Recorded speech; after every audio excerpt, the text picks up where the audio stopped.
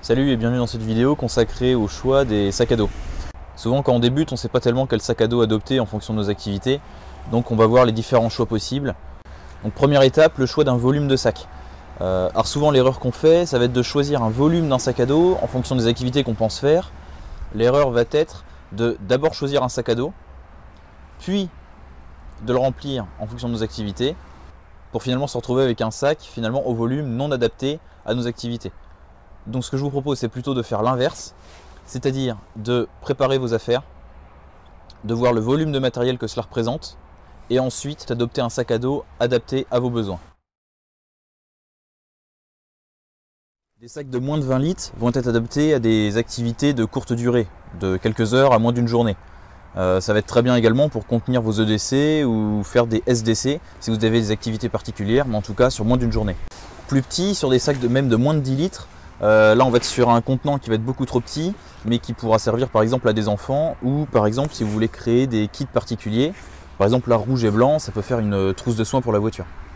Sur des sacs de 20 à 40 litres, on a déjà une contenance beaucoup plus importante, donc on va pouvoir faire des activités qui vont pouvoir nous durer une journée, voire une soirée, voire une nuit. Ça va être compliqué d'être autonome sur des plus longues périodes avec des volumes de 30-40 litres, mais pourtant les randonneurs mules, marcheurs ultra légers, arrivent à partir plusieurs jours avec des sacs de cette contenance. Sur des volumes de sacs supérieurs, 40, 50, 60, 70 litres, on va pouvoir atteindre quelques jours d'autonomie complète à une autonomie partielle, en fonction de vos capacités à réduire votre quantité de matériel. Donc c'est des sacs qui vont surtout nous servir pour de la vie sur le terrain quelques jours, de la randonnée ou pour de la situation réelle, de l'évacuation. À mon sens, au-dessus, sur des 80, 100 litres ou même plus, là on a vraiment un gros emport, mais par contre voilà, on est vraiment beaucoup trop chargé et vous allez être très peu mobile. Donc ensuite la question qui se pose une fois qu'on a choisi un volume, ça va être l'apparence du sac, ses couleurs. Est-ce qu'il va mieux valoir un sac neutre ou un sac camouflé? Alors vous avez déjà entendu mon avis sur les sacs camouflage. Si vous faites une activité qui est compatible avec le port de camouflage, comme la chasse, la pêche, l'airsoft, ce que vous voulez, ou si même c'est un style qui ne vous dérange pas pour du loisir, comme du bushcraft, un camouflage va très bien passer. Mais par contre, pour de l'évacuation, on n'a surtout pas envie d'être confondu avec un militaire. Personnellement, je serais plus partant pour un sac dans des couleurs neutres, comme je vous l'ai déjà expliqué.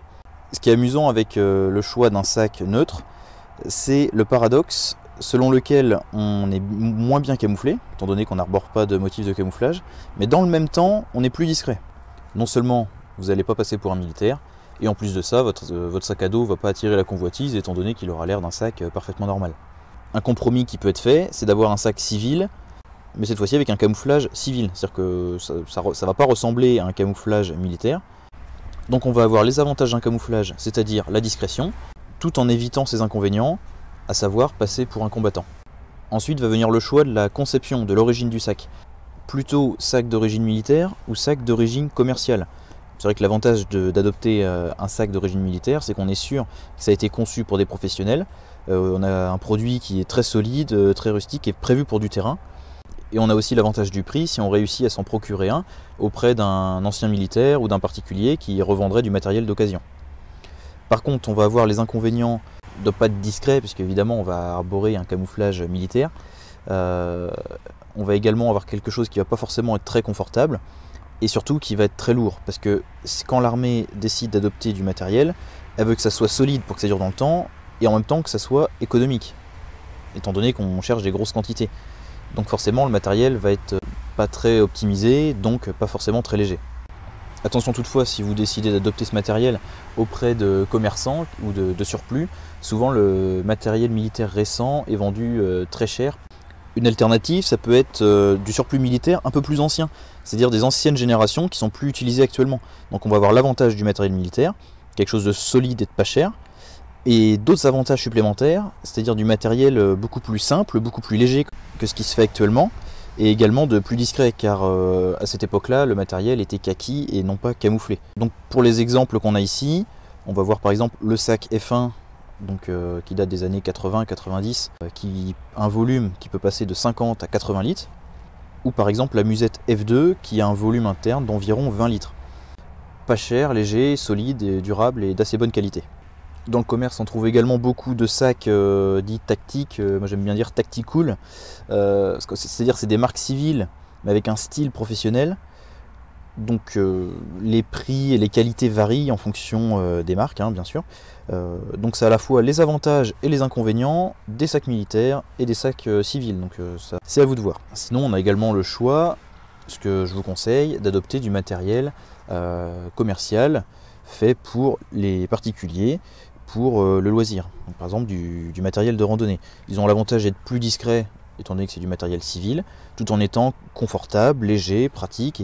À la place du matériel de randonnée, on peut aussi adopter des sacs de chasse, prévus pour la chasse, qui sont souvent plus discrets, plus solides et un petit peu plus prévus pour le terrain que d'autres types de sacs. Enfin, au niveau de la conception, plusieurs options sont disponibles en fonction de vos préférences. Quelque chose sur lequel je vous conseille de vous pencher, ça va être la modularité.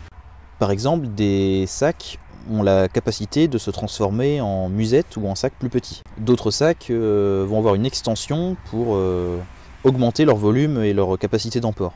D'autres sacs enfin sont équipés de passants mollis, ce qui peut être très intéressant pour augmenter le volume encore une fois en y fixant des pochettes supplémentaires. Ce qui va être intéressant aussi, c'est de faire attention à toutes les capacités d'emport et aux poches. Personnellement, j'aime pas avoir un sac avec trop de poches et de filets, fermeture éclair et de fixation partout parce que ça fait du poids supplémentaire. En revanche, un point sur lequel vous devez être assez attentif, c'est surtout ce qui concerne le réglage et l'adaptabilité du sac à votre morphologie. C'est quelque chose qui, je pense, est très important pour votre confort. Donc c'est un point à ne pas négliger si vous allez évoluer plusieurs jours en milieu naturel. Voilà pour ce qui est de mes considérations personnelles sur le choix d'un sac. J'espère que ça vous aura intéressé. En complément, je vais mettre en ligne une vidéo sur le réglage d'un sac à dos, qui est donc un point extrêmement important si vous partez plusieurs jours et donc si vous voulez un sac parfaitement adapté à votre personne. Sur ce, je vous dis à la prochaine et prenez soin de vous. Salut!